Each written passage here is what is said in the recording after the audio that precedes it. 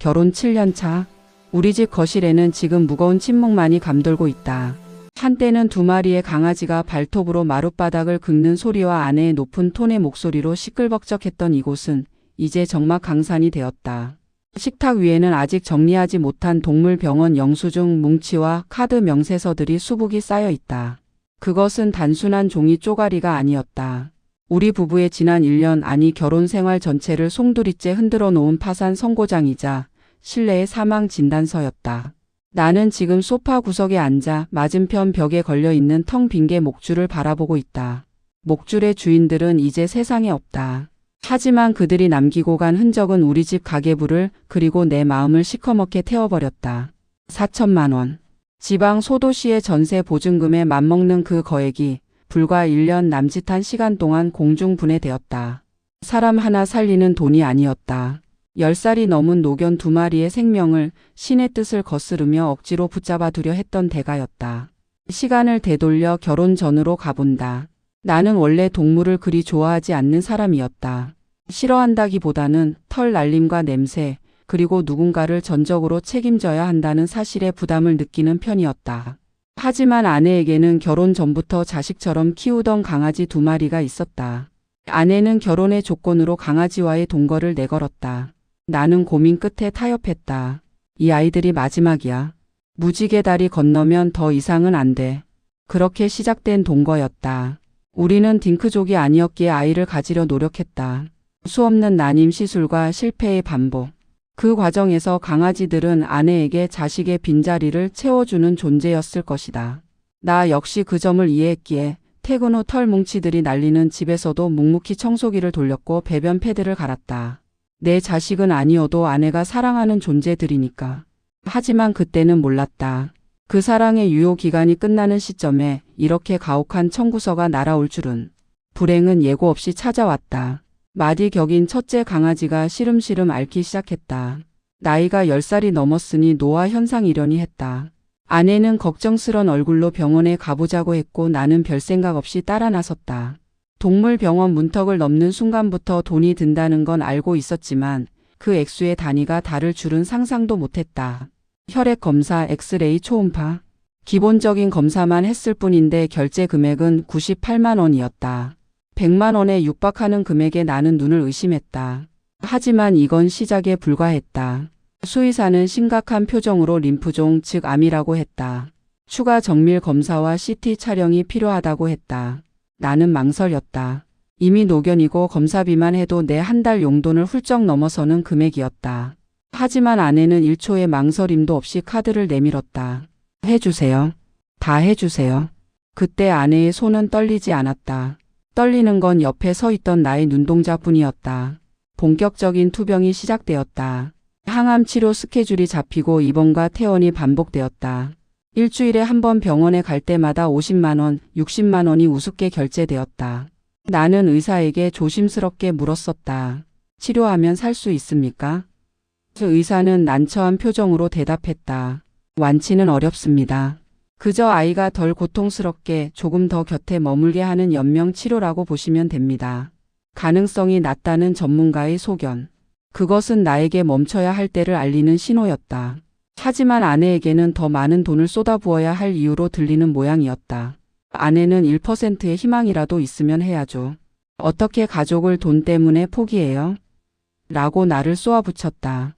아내의 말은 도덕적으로 옳을지 몰라도 현실적으로는 잔인했다. 우리의 통장 잔고는 바닥을 보이고 있었고 마이너스 통장의 숫자는 하루가 다르게 늘어나고 있었다. 첫째 강아지의 치료비로 이미 1,500만 원이 넘게 들어갔을 무렵 믿기 힘든 일이 벌어졌다. 같은 배에서 태어난 형제라 유전적 요인 때문이었을까? 둘째 강아지마저 구토를 하며 쓰러졌다. 진단명은 첫째와 같은 악성 종양. 하늘이 무너지는 것 같았다. 하나도 감당하기 버거워 허덕이는데 둘이라니. 나는 아내에게 사정했다. 여보, 현실적으로 생각하자. 첫째는 이미 치료 중이니까 어쩔 수 없다 쳐도 둘째까지 이러는 건 우리 형편의 무리야. 아이도 고통스러울 텐데 편안하게 보내주는 게 낫지 않을까? 내 말이 끝나기도 전에 아내는 짐승을 보듯 나를 노려보았다. 당신 피도 눈물도 없어? 어떻게 애를 죽이자고 해? 돈 아까워서 그래? 내가 벌어서 갚으면 되잖아. 아내는 막무가내였다.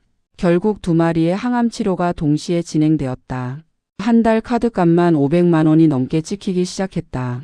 강아지들의 상태는 아내의 바람대로 호전되지 않았다. 밤만 되면 고통에 몸부림쳤고 호흡 곤란이 왔다.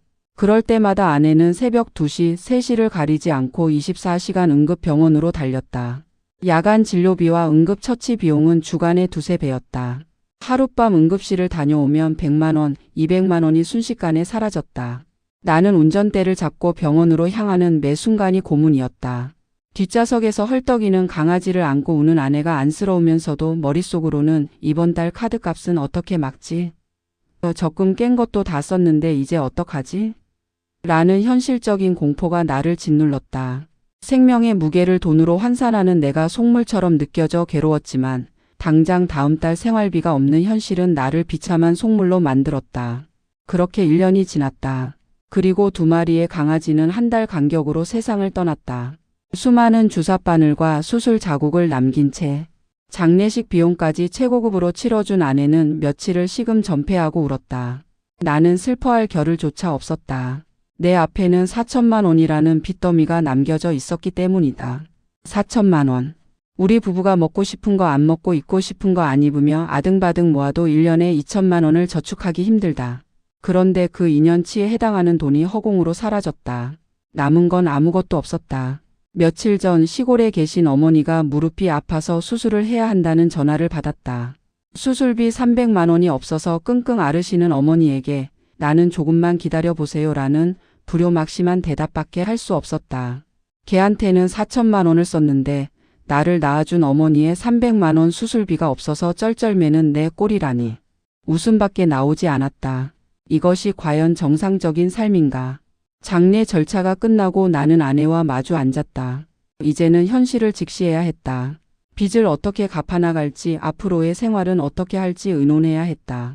하지만 아내의 입에서 나온 말은 내 귀를 의심하게 만들었다. 당신이 그때 조금만 더 적극적으로 치료에 찬성했으면 애들 그렇게 빨리 안 갔어.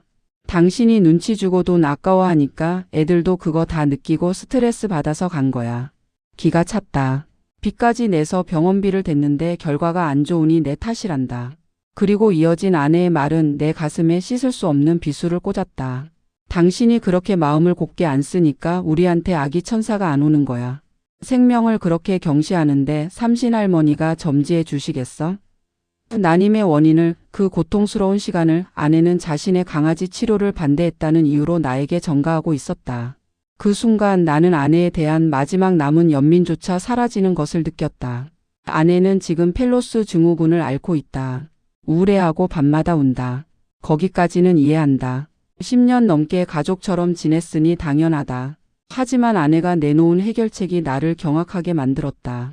나 너무 힘들어서 안 되겠어. 유기견 보호소라도 가보자. 새로 입양해서 키우면 이 슬픔이 좀 잊힐 것 같아. 미친 걸까? 지금 우리 통장은 텅 비었고 매달 갚아야 할 원리금이 내 월급의 3분의 1을 차지한다. 빚을 갚으려면 앞으로 몇 년을 허리띠 졸라매고 살아야 하는데 또다시 개를 키우자고? 그것도 병원비의 무서움을 뼈저리게 겪고 나서 나는 단호하게 거절했다. 절대 안 돼. 우리 형편에 무슨 개야. 내 눈에 흙이 들어가도 안 돼. 아내는 나를 냉혈한 감정 없는 로봇 취급을 한다. 돈밖에 모르는 속물이라며 경멸의 눈빛을 보낸다. 나는 아내에게 묻고 싶다. 당신이 말하는 사랑이 도대체 뭐냐고.